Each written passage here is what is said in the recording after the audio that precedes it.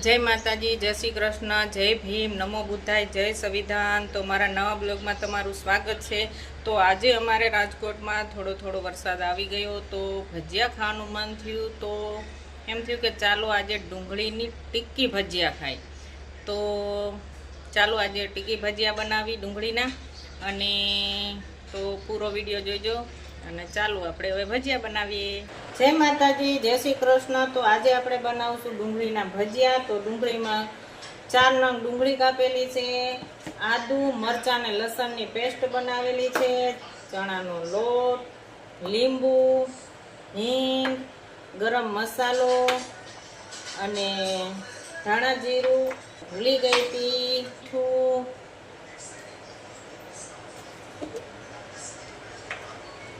તો આપણે નાખશું મીઠું, પછી હિંગ,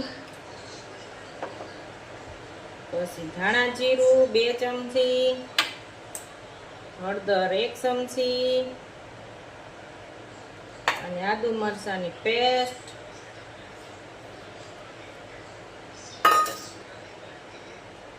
લીંબુનો રસ નાખી દેવું,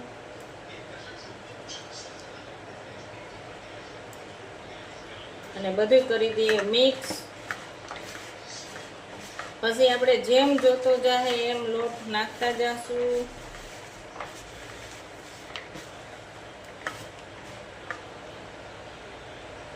પાણી જોતું હોય છે જરૂર પ્રમાણે જ નાખશું, કેમ કે ડુંગળીમાં પાણી છૂટે।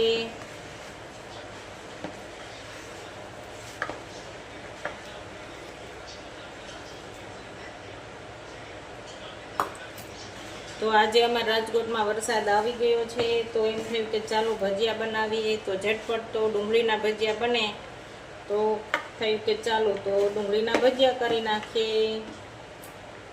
અને તમે ક્યાંથી વિડીયો જોવો છો, કઈ શહેરમાંથી વિડીયો જોવો છો, એ જરૂર ને જરૂર મને જણાવજો કોમેન્ટમાં।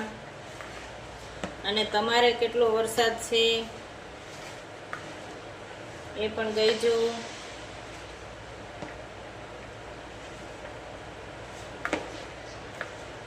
તો આપણે બસ આવી રીતે લોટ બાંધીને તૈયાર રાખવાનો છે, અને રાબડું નથી કરવાનું, આવી રીતે લોટ રાખવાનું છે। અને હવે મૂકી દઈએ આપણે તેલ।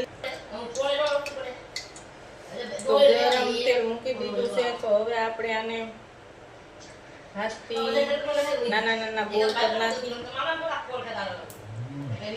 એટલે હવે આપણે એના નાના બાઉલ વારી અને એમાં નાખી દઈએ।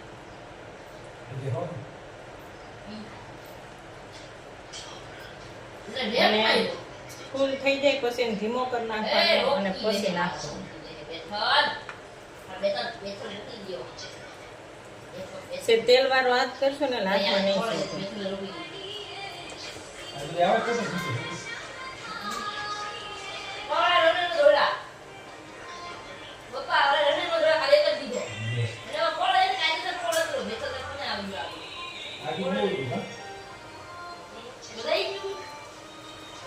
નહીં તો આપણે કાચા પાકા તળવા દેવાના હોય।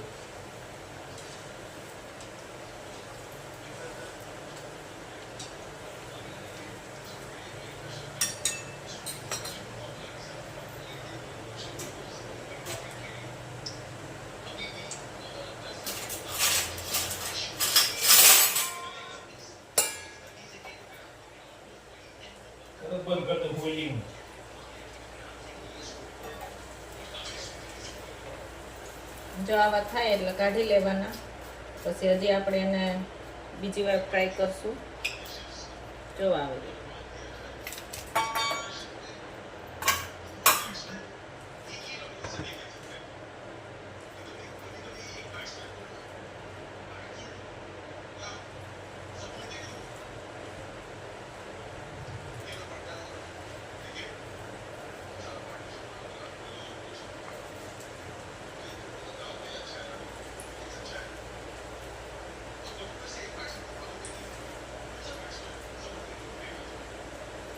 એ રીતે આપણે બધા એક સાથે આવી રીતે કરી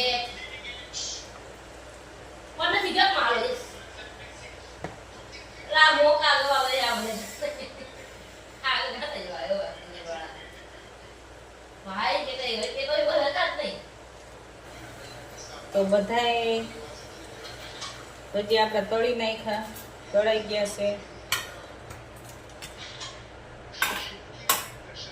તો જો આવી રીતે એક પ્લેટ લેવાની અને આવી વાટકી અને સેજ એને પ્રેશર આપવાનું. ભજીયાને આવી રીતે પ્રેશર આપવાનું, આવી રીતે.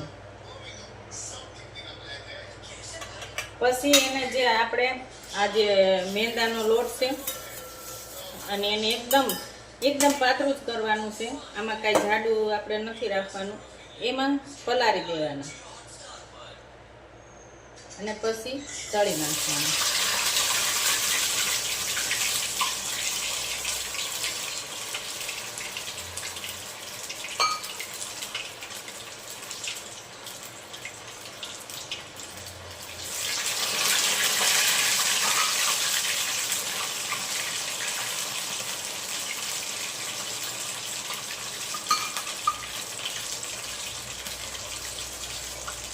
આવી રીતે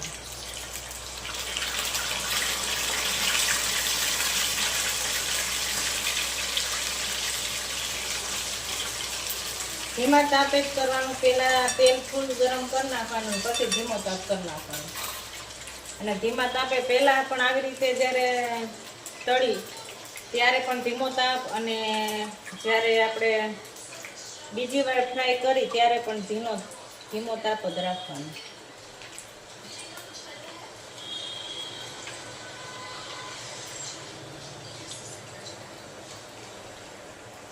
આવી રીતે ગોળ કરવાથી ફાયદો એ થાય કે એકદમ તીખી ગોળ થાય.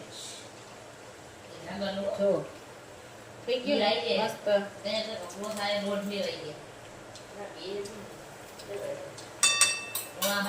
જ્યાં સુધી સોનેરો કલર ન આવે ત્યાં સુધી ધીમા તાપે એને તળવા દેવાનું.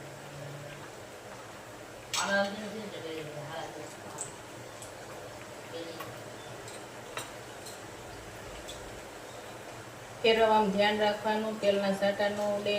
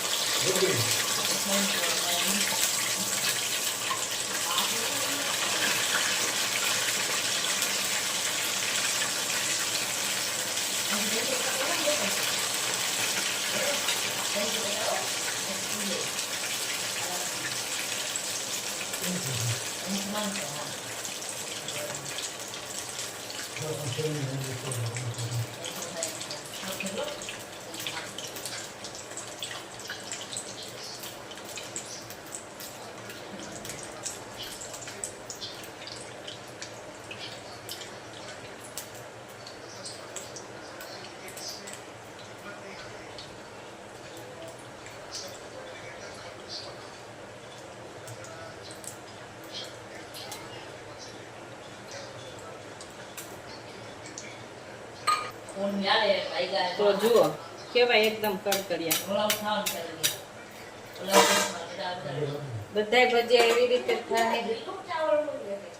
બસ ફેરવવામાં ધ્યાન રાખજો.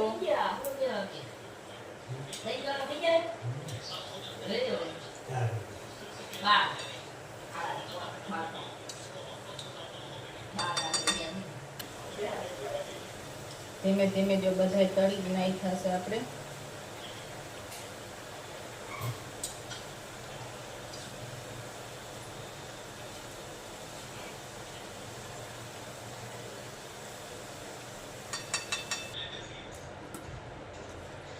તો હારો ગરમા ગરમ ભજીયા ખાવા, ડુંગળીના ભજીયા અને ખજૂરની ચટણી. તો આવી જાઓ બધાય ભજીયા ખાવા. તો જય માતાજી, જય શ્રી કૃષ્ણ, જય ભીમ, નમો બુદ્ધાય, જય સંવિધાન. અને તો કેવી લાગી મારી રેસીપી તમે જરૂર જણાવજો. અને તમારો ખૂબ ખૂબ આભાર મારો વિડીયો જોવા બદલ. તો હવે નેક્સ્ટ વિડીયોમાં મળીએ, ત્યાં સુધી બાય બાય.